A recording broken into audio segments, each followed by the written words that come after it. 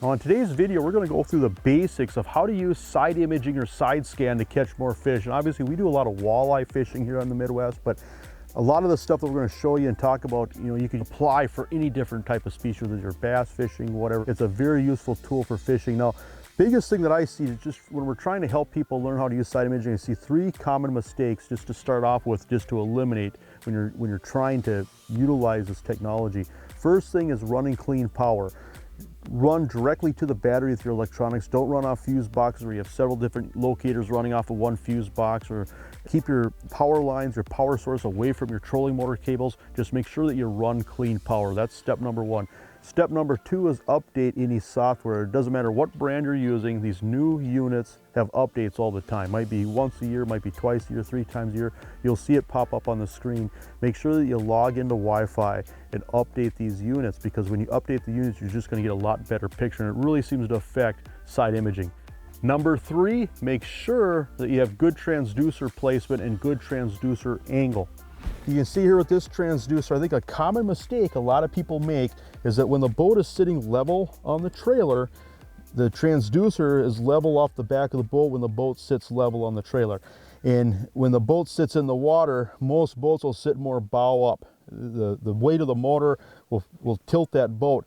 And so a lot of times when you're in the water, to be level, you're actually at about a 20 degree, 50 degree angle up.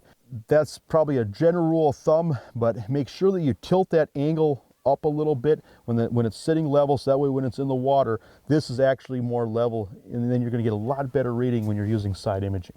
Now I'm just going to show you a few things here out on the water that I think will help you catch a lot more fish with side imaging. Now on the Lowrance units, there's two settings. A lot of times I like to go with a lower 455 setting with a wider sweep to find structure. And so you can use these units in two different ways. You can use it to find structure, whether it's laydowns, cuts, rock, gravel. You can see those transitions, they just pop out at you.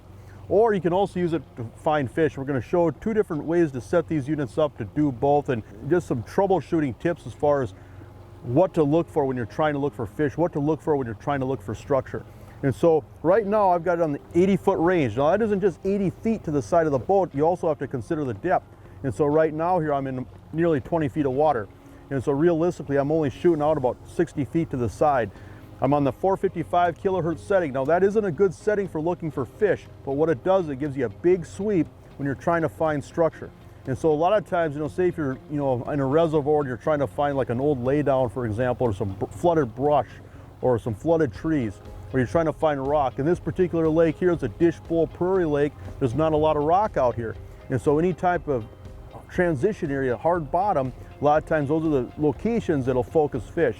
And so you can just do a big sweep. The other thing with side imaging is just shooting like a laser out to the side of the boat. You don't have a traditional cone angle like in traditional sonar, and so you're just shooting out to the sides. You're going to get your best picture as far as interpreting what you're seeing on the screen if you just drive in a straight line. If you start to S-curve and turn the boat sharp, you're going to distort your picture. Look at here. Look at, isn't that just obvious? Look at that transition area right there. So you just have this soft bottom, looks like a few scattered rocks on it, and then right there you've got just small rock and gravel, just a hard bottom transition.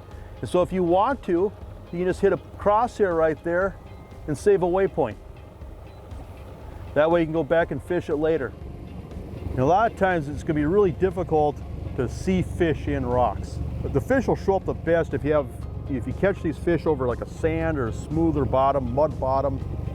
That's when they'll glow. And a lot of times a fish will be more of an oblong shape, where the rocks will be a rounder shape. But when I am specifically looking for fish, I'm going to change a couple things. First of all, my frequency. I'm going to go from a 455 kilohertz, I'm going to go up to that 800 kilohertz frequency.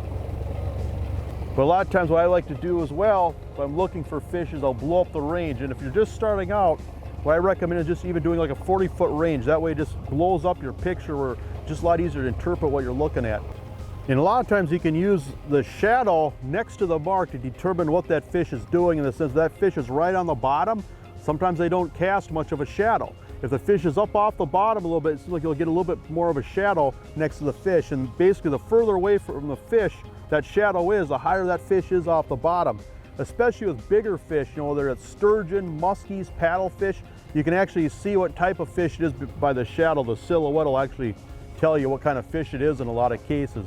I think the biggest thing is a lot of times people look for too much. You say you have a 20 to 24 inch walleye, even on the 40 scale, you know, that mark is just, you know, again, just a speck of rice when you're looking at it. And so right now I'm going about 3 miles an hour. It seems like anywhere from 2 to 4 miles an hour, you just get a really good picture with side imaging. Now you can use this when you're fishing at slower speeds. Say you're creeping along with the trolling motor or you're spot locking, but you got to remember that the fish are going to get distorted because you're moving slower, you're sitting in one spot. And so a lot of times, for example, if I'm spot locking, what I find is that if a fish comes in and hits that beam, it'll just, if it just stays there, that fish, that mark will look like it's just crawling across the screen. You'll just see a line going across the screen. If a fish is sitting in that beam, that's when it shows up. When a fish moves, then it disappears. So when you're using side imaging, you know, to see fish and then catch them, you know, if you have the trolling motor down, you're just creeping along. If you're spot lock, yeah, whatever shows up at the top of the screen and it's crawling down the screen is right to the side of the boat. But if you're moving forward, you got to remember that by the time you see a fish scrolling down the screen, it's not next to the boat anymore, it's behind the boat. And how I teach people how to figure out those angles is just to drive by something that you can see, whether it's a tree sticking up out of the water, a dock. We're going to drive by a dock here, right here, and we should be able to see the legs. But by the time those legs show up scrolling down the screen, again, it's going to be behind the boat. And a lot of times it's about a 20 to 30 degree angle behind the boat. And so as far as just getting your orientation, just practice driving by stuff that you can see just to give you that perspective. You know, if you tie all this together, it's going to enable you to understand what you're fishing a lot better, you know, especially bottom composition, identifying what's on the bottom, identifying brush piles, laydowns, rock piles, structure. You'll see cuts, you'll see cuts in the sand from the keels of boats. I mean, it's amazing what you see on here. You'll see old docks that drifted off away from the shoreline. I mean, it's just, you know, the ultimate tool for deciphering the bottom. But again, in certain situations, you can also really use it to identify fish. But the biggest thing is, if there's an optimum range for this to work, you know, for finding fish, to me it's 5 to 15 feet of water over sand. That type of situation, these fish just glow and they pop. And basically, if you see a bright speck that looks like rice, it's fish. And obviously, the bigger the speck, the bigger the fish. But that'll depend on your range. And so when you're starting out, just keep the range the same, consistent all the time, so that way you get good at gauging the size of the fish especially.